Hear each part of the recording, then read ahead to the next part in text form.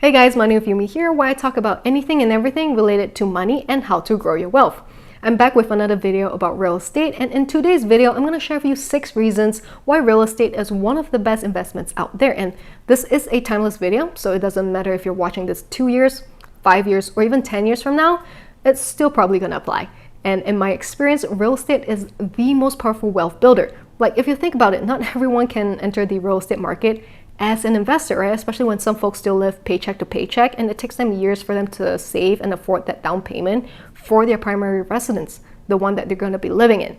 So right off the bat, it's already a playground for people who have at least some money, right? And if you don't already know, real estate is one of my favorite, if not my favorite investment to make, and that's why I'm invested in both stocks and real estate. And I do strongly believe that real estate is one of the best ways for anyone to achieve financial freedom with the ability to retire early, and not necessarily in the Singapore property market, because that still doesn't make sense to me. And I know it works for some people, but as you know, it's not for me. I'm heavily invested in the US markets, and that's where I make my money.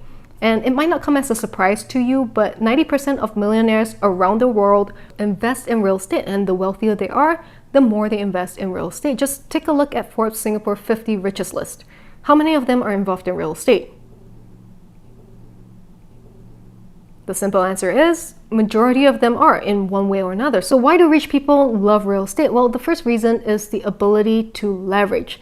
This is one of the few investments that allow you to make use of leverage to grow your wealth. And what does that mean? It means that it allows you to borrow other people's money, and in most cases, the banks, to grow your wealth. And this is how the rich get richer. They borrow other people's money to make themselves wealthier. And for Singapore properties, it's mostly a 75% LTV, loan to value ratio. So you need to put 25% of the property value down as the down payment, and then the remaining 75% you can borrow from the bank. So for example, if a property costs $1 million, then you only need to put $250,000 down as the down payment, and then the remaining $750,000, you can finance it with the banks as what I call good debt. But if you're buying it as your primary residence and not as an investment property, then that 75% loan can be considered as bad debt. And alongside with leverage, that $750,000 loan will then be paid off by your tenant over the course of 30 years, which is the loan term that most people get. So just by putting $250,000 down, you're growing equity when your tenant pays down your debt for you. So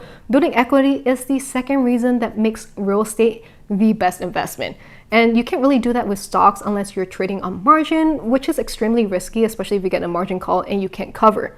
The third reason is cash flow. Cash flow is defined as the net income from a real estate investment after mortgage payments and operating expenses have been made.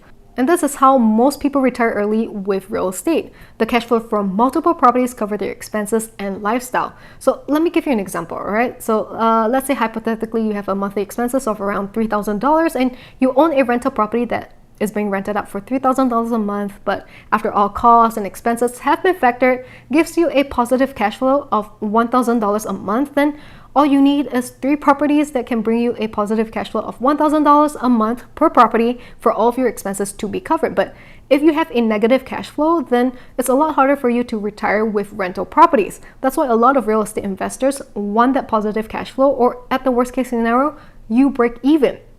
Because imagine this, for the next 30 years, you're going to get a positive cash flow of $1,000 every month. And at the same time, your tenant is paying off your mortgage loan for you, which then in turn increases your equity. And after the loan has been paid off, you own that house free and clear, which most likely means that you're going to get a higher net positive return every month, since you no longer have to pay that mortgage interest, and rents would have increased significantly by then.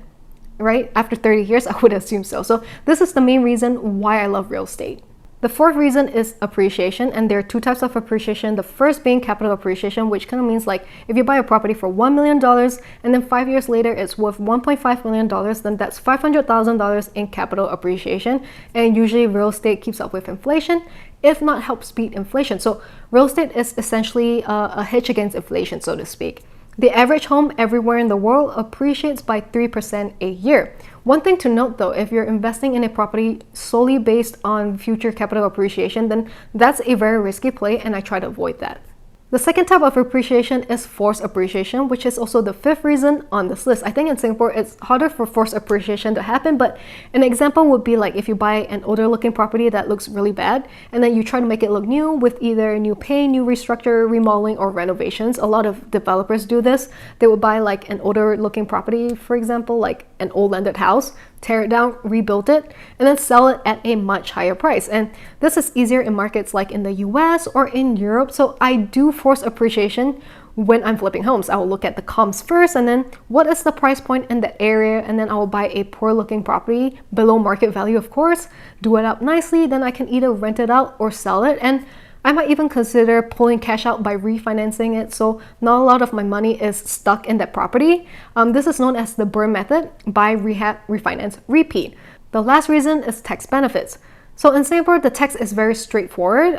You can write off your mortgage interest and property tax from your rental income. And one of the advantages that most people like when they invest in Singapore properties is that there are no capital gains tax. So if you sell your property and make a profit, then you don't have to pay capital gains on that. But will Singapore ever introduce some sort of capital gains tax or even inheritance tax in the future? Well, there have been talks about that, so we'll never know. And if you're buying real estate in another country where you're not residing and you're not familiar with the tax code, then try to have a general understanding before investing there. Just like in the US, people have this assumption that there's very high capital gains taxes, which is true. But there are ways around it to effectively lower your tax rate. That's why I have a very good CPA that does that for me. The US tax code provides a lot of tax breaks for entrepreneurs and real estate, which is why a lot of money made here is in real estate. Just look at Trump, for example.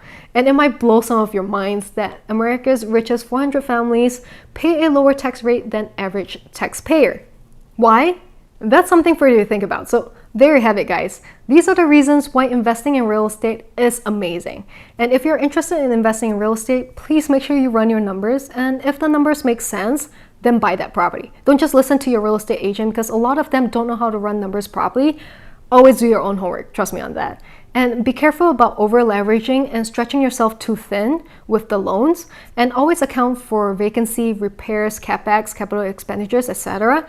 And as the famous Warren Buffett once said, if you don't find a way to make money while you sleep, then you'll always work for money until you die. And ever since I learned about that, it kind of stuck with me. So my goal is to make a lot of money while I sleep so I get to retire early.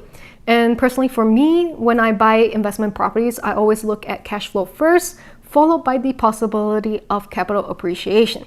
And there are places and areas where I would never buy even if the price is attractive, because you can change how the house looks, but you can't change the location.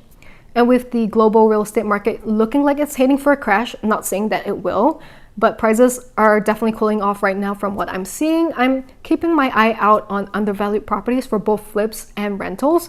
They're both very different strategies, so we'll see how it goes. Anyway, I hope you guys found value in this video. If you did, please smash the like button, subscribe to my channel, and ring the bell icon so you get notified whenever I post a new video. And let me know in the comments below if you guys are invested in real estate, or if you're interested in investing in real estate, why and why not. And feel free to follow me on my Instagram to see what kind of houses I'm interested in buying, because I have been looking at a whole lot of them recently, like this one. So yeah, something cool. Thank you guys so much for watching. I'll see you again next time.